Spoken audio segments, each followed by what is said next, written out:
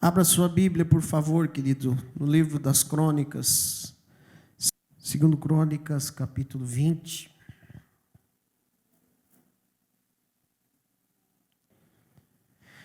Diz assim: e sucedeu que depois disso os filhos de Moabe e os filhos de Amon, e com eles alguns outros dos amonitas, vieram a peleja contra Josafá. Então vieram alguns que deram aviso a Josafá, dizendo: vem contra ti uma grande multidão, da além do mar e da Síria, e eis que já estão em Hazazon Tamar, que é em Gedi. Então Josafá temeu e pôs-se a buscar ao Senhor, e apregoou jejum em todo o Judá. E Judá se ajuntou para pedir socorro ao Senhor. Também todas as cidades de Judá vieram para buscarem o Senhor. E pôs-se Josafá em pé na congregação de Judá e de Jerusalém, na casa do Senhor, diante do pátio novo, e disse: ah, Senhor, Deus de nossos pais, porventura não és tu Deus nos céus? Pois tu és dominador sobre todos os reinos das gentes, e na tua mão há força e poder, e não há quem te possa resistir. Porventura, ó Deus nosso, não lançaste tu fora os moradores desta terra, de diante do povo de Israel, e não adeste a semente de Abraão, teu amigo, para sempre? E habitaram nela e edificaram nela um santuário ao teu nome, dizendo: se algum mal nos sobrevier, espada, juízo, peste ou fome, nós nos apresentaremos diante dessa casa e diante de ti, pois teu nome está nessa casa, e clamaremos a ti na nossa angústia, e tu nos ouvirás e livrarás. Agora, pois, eis que os filhos de Amon e de Moabe e os das montanhas de Seir, pelos quais não permitisse que passasse Israel, quando vinham da terra do Egito, mas deles desviaram e não o destruíram, eis que nos dão o pago, vindo para lançar-nos fora da herança que nos fizeste herdar. Ah, Deus nosso, porventura não os julgarás? Porque em nós não há força perante essa grande multidão que vem contra nós, e não sabemos nós o que faremos. Porém, os nossos olhos estão postos em ti. E todo Judá estava em pé perante o Senhor, como também as suas crianças e as suas mulheres e os seus filhos. Então veio o Espírito do Senhor no meio da congregação sobre Jaaziel, filho de Zacarias, filho de Benaias, filho de Jeiel, filho de Matanias, levita dos filhos de Asaf. E Jaaziel disse: dai ouvidos, todo Judá, e vós, moradores de Jerusalém, e tu, ó rei Josafá, assim diz o Senhor: não temais nem vos assusteis por causa desta grande multidão, pois a peleja não é vossa, senão de Deus. Amanhã descereis contra eles, e eis que sobem pela ladeira de Ziz, e os achareis no fim do vale, diante do deserto de Jeruel. Nessa peleja não tereis que pelejar. Parai, está em pé, e vede a salvação do Senhor para convosco. Ó Judá e Jerusalém, não temais nem vos assusteis. Amanhã saíres ao encontro, porque o Senhor será convosco. Então Josafá se prostrou com o rosto em terra, e todo Judá e os moradores de Jerusalém se lançaram perante o Senhor, adorando o Senhor. E levantaram-se os levitas dos filhos dos coatitas e dos filhos dos coraitas para louvarem ao Senhor, Deus de Israel, com voz muito alta. Queridos, essa palavra que nós lemos é uma palavra muito conhecida. Quem conhece essa palavra aí? Levanta a mão. Porque essa palavra ela fala de um trecho da história de Israel muito interessante e, para não dizer, fantástico. Porque Deus, ao longo da história, deu grandes livramentos para o seu povo. Amém? Para aqueles que o buscam. Mesmo Israel, se nós formos olhar o Antigo Testamento, nós vamos ver Israel vacilando, cambalhando muitas vezes, fazendo aquilo que era contrário à palavra de Deus. Mas mesmo assim, Deus, pela sua misericórdia, quando o povo se voltava para Ele, quando a nação de Israel se voltava para o Senhor, o coração do Senhor se voltava para eles. Davi, ele vai dizer que Deus não resiste a um coração contrito. O que é um coração contrito? Um coração quebrantado. Quer vencer na oração, meu irmão? Quebranta o teu coração na presença de Deus. Não ore só por protocolo. Não faça oração protocolar, né? Aquela oração que vira qualquer outra coisa. Mas ore com o coração quebrantado na presença de Deus. Essa oração é que vai chegar ao coração de Deus, ao coração do Pai. Mas voltando para a palavra, nós estamos falando de Josafá, que foi um rei, dentro do contexto do Antigo Testamento, foi um dos reis que andou na presença de Deus.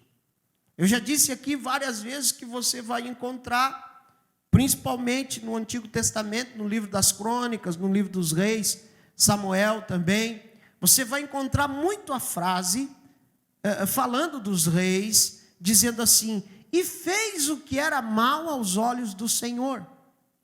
Você vai encontrar muitas vezes essa expressão. Por quê? Porque os reis tomavam conta do trono, deixavam aquilo entrar para o seu coração, não queriam sair do poder, e eles faziam de tudo, às vezes até se unir com outros deuses, adorar outros deuses, achando que isso ia fazer com que eles se perpetuassem no poder, faziam alianças que não eram para fazer, e isso acabava desagradando o coração de Deus.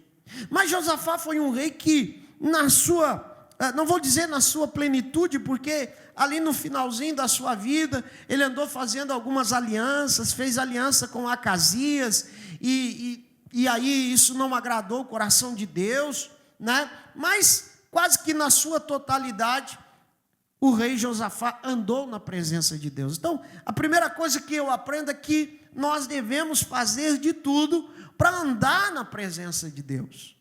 Amém? Olha para o seu irmão e diga assim: faça de tudo para você andar corretamente na presença de Deus. Ande na presença do Senhor. A verdade é que nós andamos na presença do Senhor todos os dias. Sim ou não? Ele nos vê, Ele nos contempla, Ele nos conhece. Agora, a maneira como nós andamos, Deus sabe. Então Josafá, ele andava na presença de Deus. E o texto vai dizer aqui que veio e sucedeu depois disso que os filhos de Moabe, os filhos de Amon, e com eles alguns outros dos amonitas vieram à peleja contra Josafá. Então vieram alguns e deram aviso a Josafá, dizendo: vem contra ti uma grande multidão. A primeira coisa que eu aprendo com esse texto é que, mesmo nós andando na presença de Deus, mesmo nós fazendo as coisas certas, como teoricamente Josafá estava fazendo. Josafá era um servo de Deus. Josafá adorava a Deus. Mas mesmo assim, Josafá não foi livre de um problema. Josafá não ficou isento da guerra. Josafá não ficou isento de ouvir uma má notícia. Diga para o seu irmão aí: você e eu não estamos isentos das más notícias. Eu queria poder dizer isso para você: querido, sirva a Deus, fique firme, que nunca nada de ruim vai te acontecer. Eu queria, mas eu não posso. O próprio Jesus, ele vai dizer lá em João 16, 33, e Jesus, às vezes assim parece que Jesus era um pouco irônico, né? Mas na verdade não, ele era realista. Ele diz assim: eu vos tenho dito isso para que tenhais paz. Aí ele vai dizer: no mundo tereis aflições. Primeiro ele diz: tenha paz. Aí depois ele diz: vai ter aflição. Sabe, irmãos, às vezes nós como cristãos, acontecem coisas na nossa vida que nós começamos a nos questionar e começamos a dizer: aonde eu errei?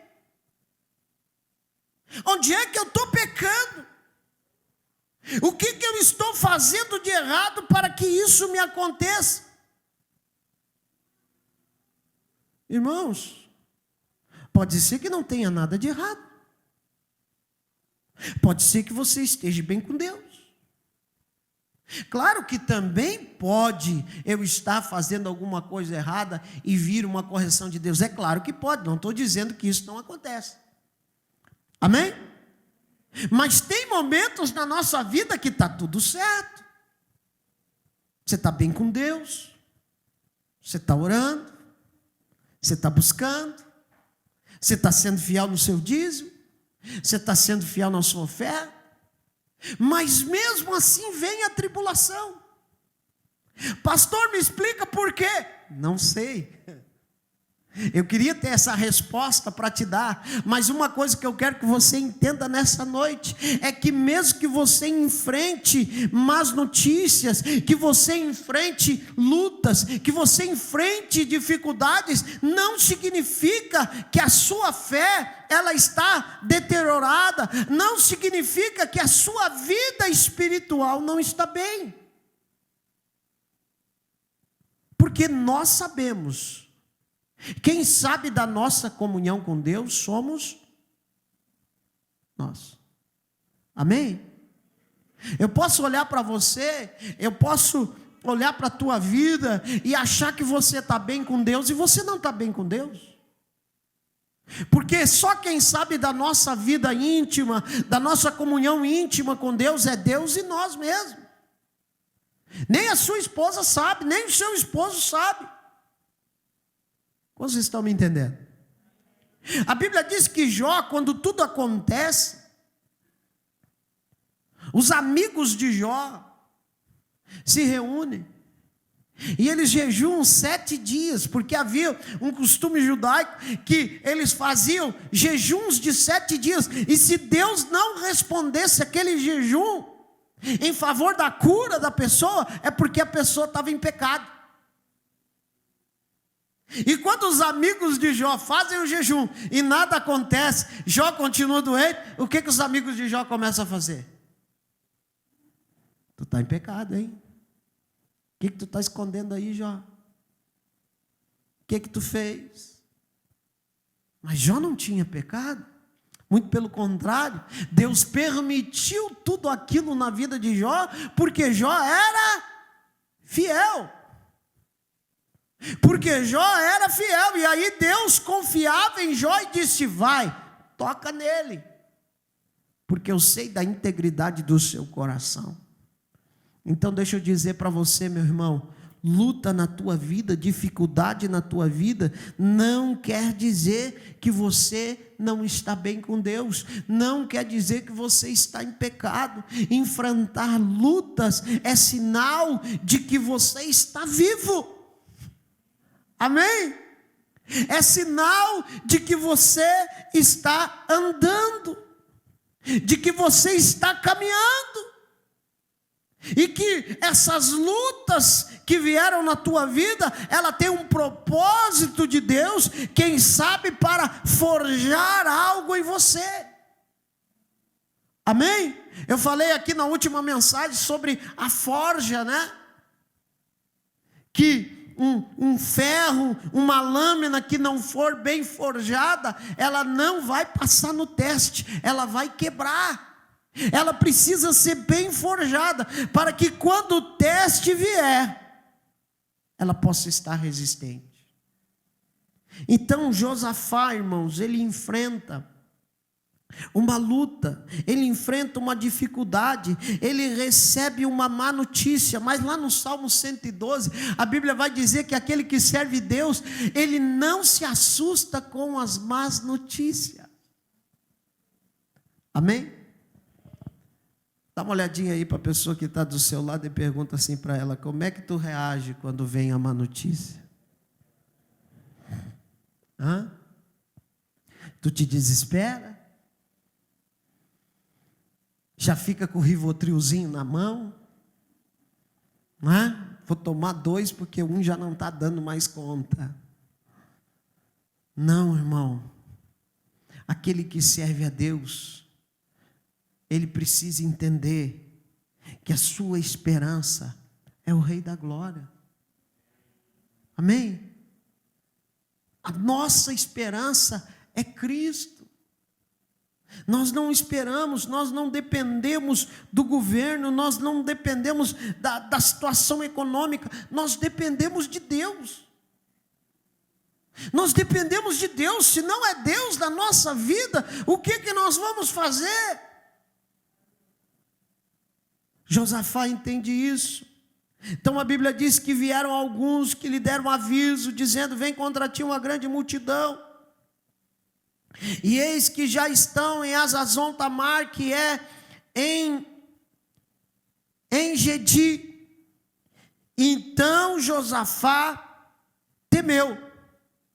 A segunda coisa que eu aprendo é que o servo de Deus tem medo.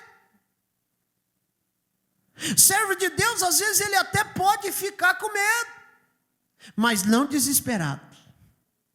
Amém? Porque o medo, na medida certa, ele é salutar.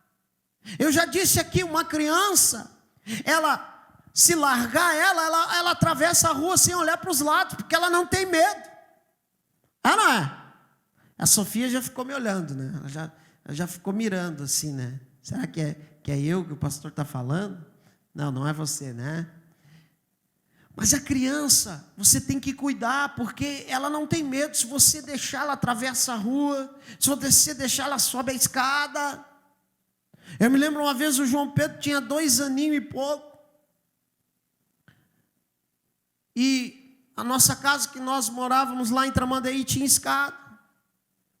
E ainda nós não tínhamos colocado um portãozinho. E um dia nós nos descuidamos. Cadê o João? Estava lá quase no último degrau da escada. E aí a joia teve sabedoria, não gritou, não disse João. E ela foi, meio que engateando. Filhinho, não sei o que. Tá. E pá, grudou ele. Porque ele não tinha medo. Então, meu irmão, não é pecado você sentir medo. Não é pecado você, em algum momento, você dizer: ficou feia a coisa. Mas o texto vai dizer que Josafá temeu e pôs-se buscar ao Senhor. Amém? Olha só, é quase que instantâneo. A Bíblia diz que ao mesmo tempo que ele teve medo, ele se pôs a buscar a quem? Ao Senhor. Aleluia. Aí é que está o segredo. Eu até posso ter medo, mas eu preciso buscar ao Senhor. Josafá, ele não foi buscar ajuda de outros exércitos. Josafá, ele não foi buscar ajuda de alguém que pudesse ajudar na guerra. A Bíblia diz que ele foi buscar ao Senhor. O que você faz quando o medo bate a tua porta?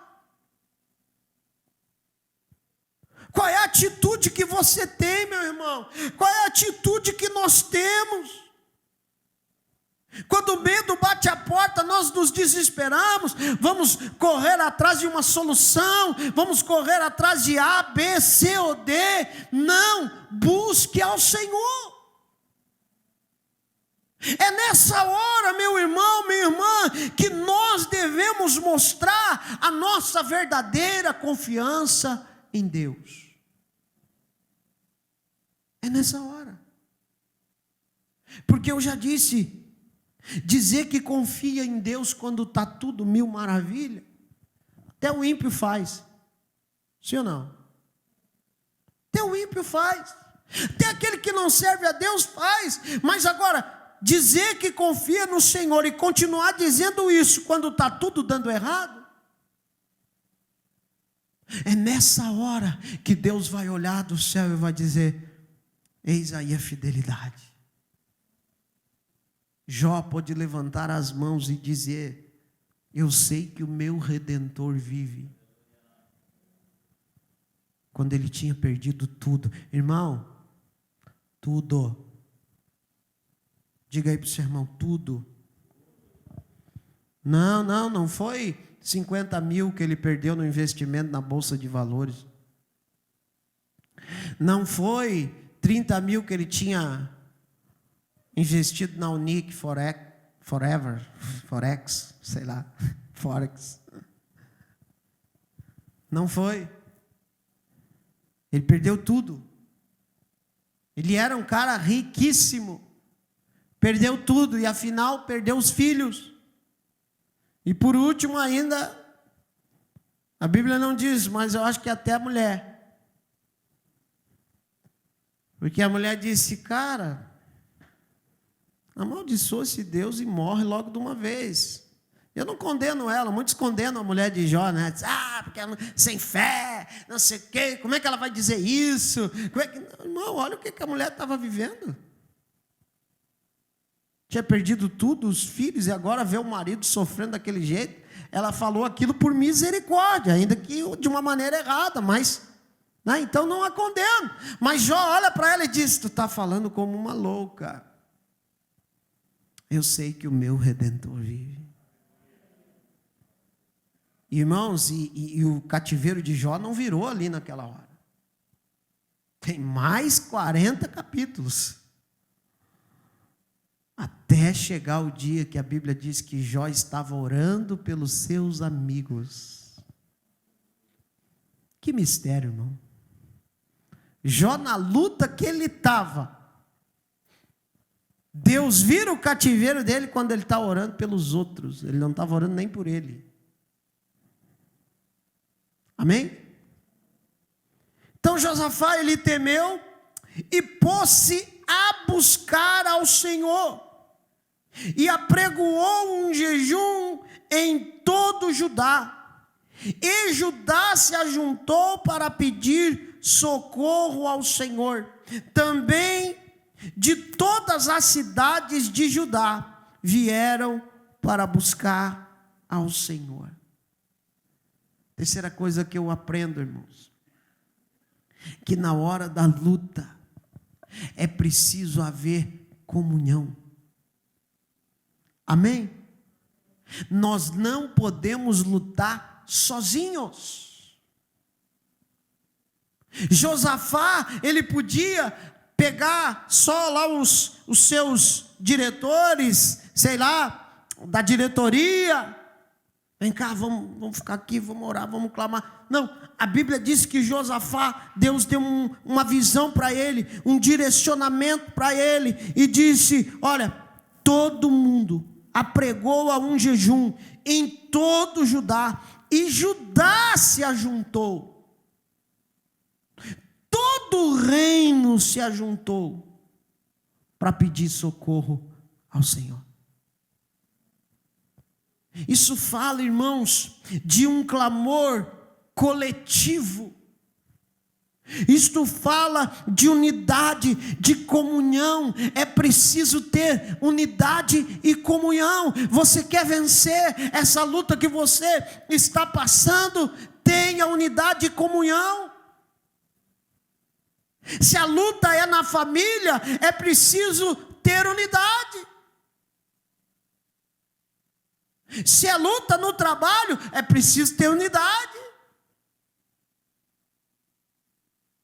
A Bíblia diz, irmãos, que é melhor serem dois do que um. Amém? Isso vale não só para casamento. Quer ver uma empresa ir para o buraco? É cada um puxar para um lado. Sim ou não? Irmãos, grandes empresas, algumas vocês nem conhecem, Mesbla, quem que já ouviu falar de Mesbla? Tem uns aí que não cozinham na primeira fervura. Reza a lenda que o fundador morreu, ficou para os filhos, e os filhos, cada um começou, pá, eu acho que é assim, o outro acho que é assado, pá, não sei o que, e daqui um pouco dívida, pá. O império da Mesbla morreu. Fechou. Falta de unidade. O Binho estava me contando também, o Binho, pai da Lu, da Ju, que ele trabalhava que fazia navio, como é que é? Estaleiro. Na década de 70, em Porto Alegre, um estaleiro que tinha ali, um estaleiro forte, fazia navios, principalmente para o Japão, para a Coreia, riquíssimos, 3.500 funcionários. Uma empresa para ter 3.500 funcionários, irmão, é grande, sim ou não? Aí a mesma situação, o dono da empresa morreu, os filhos assumiram, aí um dos filhos achou, não, nós temos que diminuir o custo para aumentar o lucro. O outro não concordou, e tal, mas eram 3, daí foi 2 contra 1. E aí começaram a comprar material de segunda linha. Primeiro navio que eles entregaram depois que o pai morreu, os caras estavam lá no alto mar. Ligaram, primeira viagem e última, estamos entregando o navio, porque eu não sei como é que era, mas era para andar uma velocidade de 50 nós, estava andando 25. Porque o tipo de material, resumo da ópera, foi indo de 3.500 funcionários, numa tocada foi demitido 2.500, depois demitiram mais 500, depois ficou só em 500, depois a empresa acabou. O que isso tem a ver com a mensagem, pastor? Que a unidade e a comunhão não pode faltar. Amém? Você quer vencer? Quantos aqui querem vencer? Quer vencer a luta? A unidade não pode faltar. A unidade não pode faltar, irmãos, na igreja. A igreja que não tem comunhão, a igreja que não tem unidade, é uma igreja que não prospera. Uma casa que não tem comunhão, uma casa que não tem unidade, é uma casa que ela está fadada ao fracasso. O que diz no Salmo 133? Quão bom e quão suave é que os irmãos vivam em união. Alguns eu acho que entendem que vivam em união. Um unhando o outro. Mas o texto diz, quão bom e quão suave é que os irmãos vivam em união. Unidade. E olha o que o salmista compara a unidade. Ele diz que é como óleo precioso. Aleluia. Olha para o seu irmão e diga assim: unidade, união é como óleo. É como óleo. Irmãos, não bota óleo no motor do carro para ver o que acontece. Esses dias, agora eu comprei uma motosserra. Precisar serrar alguma coisa aí, fala comigo, tá, irmão? Cortar uma árvore, né? Deixa para mim. E a motosserra tem que botar óleo para a correia, né? E aí o cara me explicou tudo certinho, tal.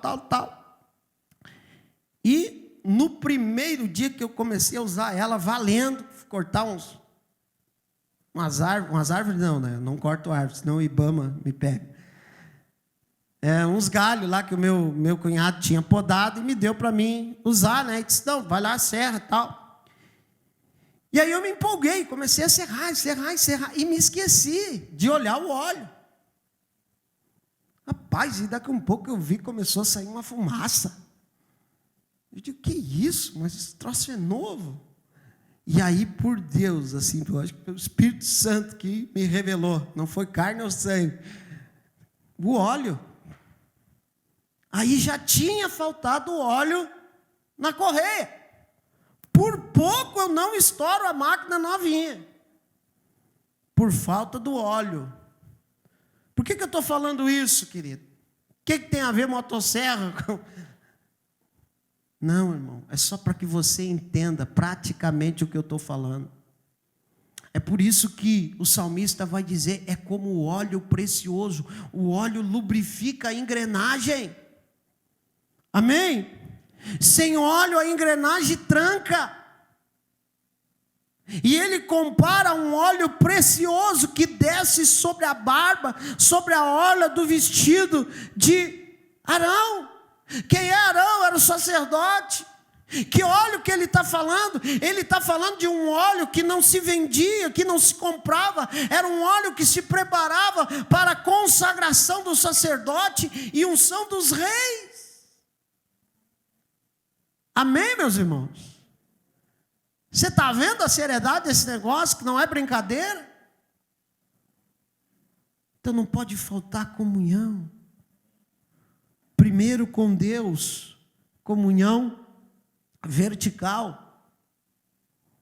E depois a comunhão horizontal. Se eu tenho comunhão vertical, eu preciso ter comunhão horizontal. Porque o apóstolo João diz que se eu digo que amo a Deus que não vejo e não amo, não tenho comunhão com o meu irmão que eu vejo, eu não passo de um, se você não sabe, eu vou dizer, de um mentiroso. Não é o pastor Jonas que inventou isso. Palavra de Deus. Então, meus irmãos, sabe qual é uma das maiores características daqueles que andam na luz? Vamos para a palavra. 1 João capítulo 1, versículo 7.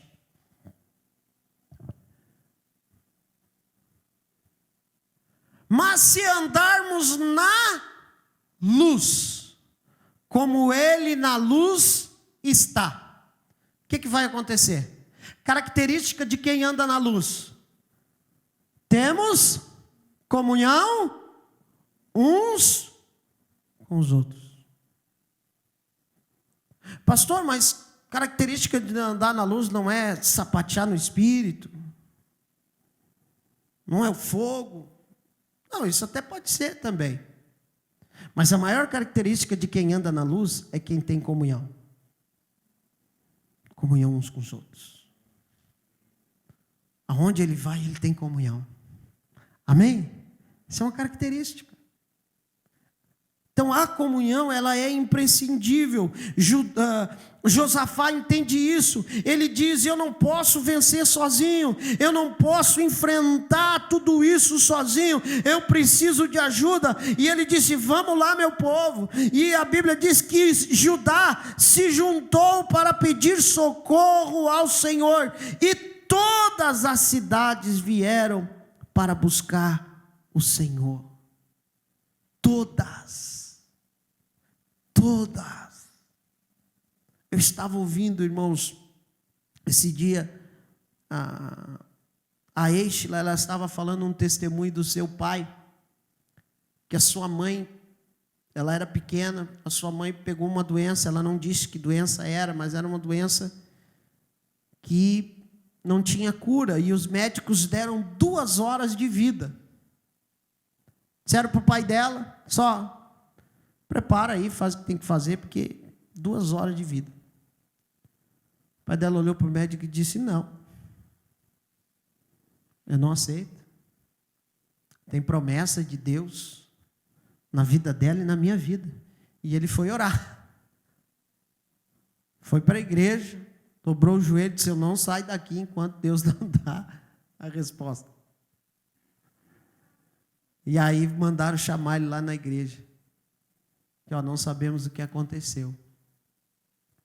Mas a sua mulher não vai mais morrer.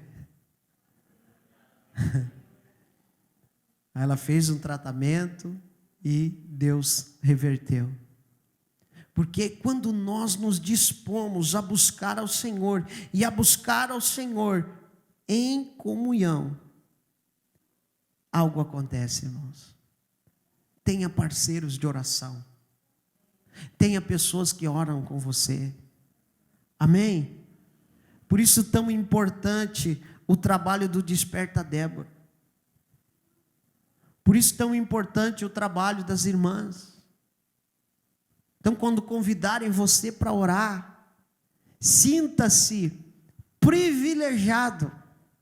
Amém? Sinta-se privilegiado em poder orar, em poder dobrar o joelho com outras pessoas. Vamos em frente, porque a hora passa depressa. Então Judá se ajuntou para pedir socorro ao Senhor.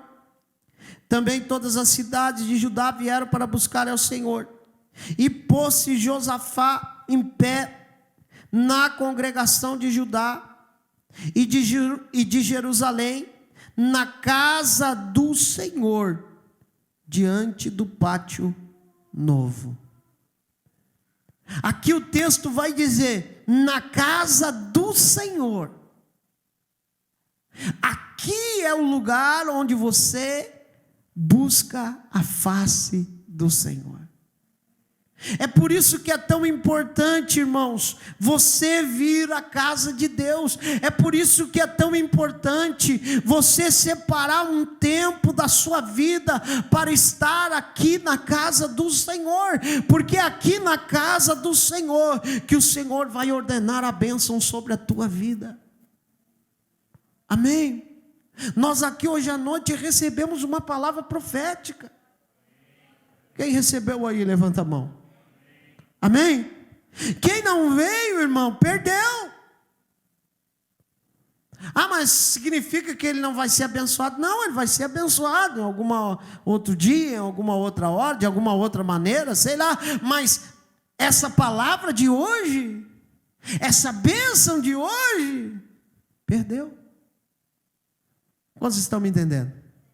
Então, aqui é o lugar da bênção, aqui é o lugar da vitória. Te alegra para vir para a presença do Senhor, te alegra para buscar ao Senhor na sua casa. Tenha no seu coração um desejo ardente de estar na presença de Deus. Não troque estar na presença de Deus por nada. Não troque estar na casa de Deus por nenhum outro motivo. Josafá, ele conclamou todos na casa de Deus, na casa do Senhor. E aí a Bíblia diz que Josafá começa a orar.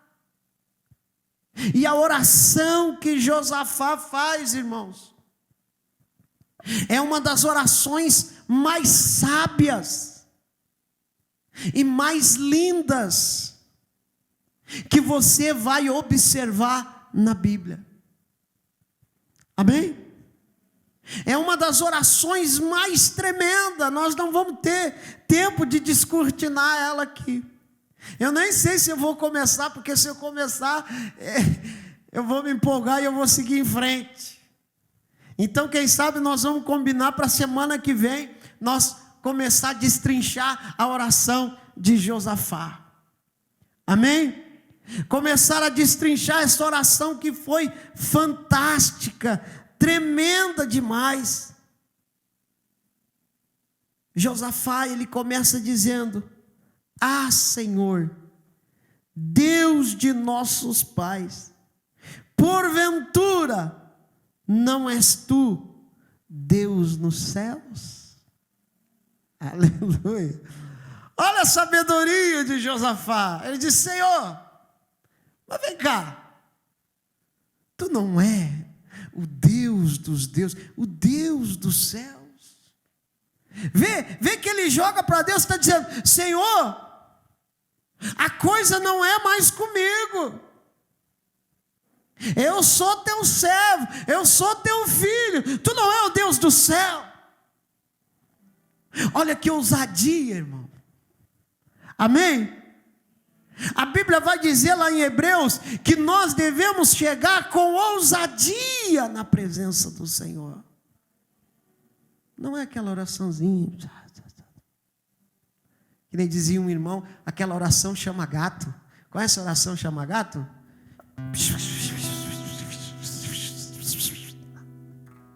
Não, é aquela oração de leão. Amém? Aleluia! Que ruge na presença do Senhor. Ah, pastor, mas tem momentos difíceis, que a Bíblia diz que Ana, ela só murmurava entre os dentes, né? Não tinha nem força para orar. Quem sabe você está nessa maneira, mas eu quero dizer para você que o Senhor está aqui, e Ele quer colocar ousadia no teu coração nessa noite.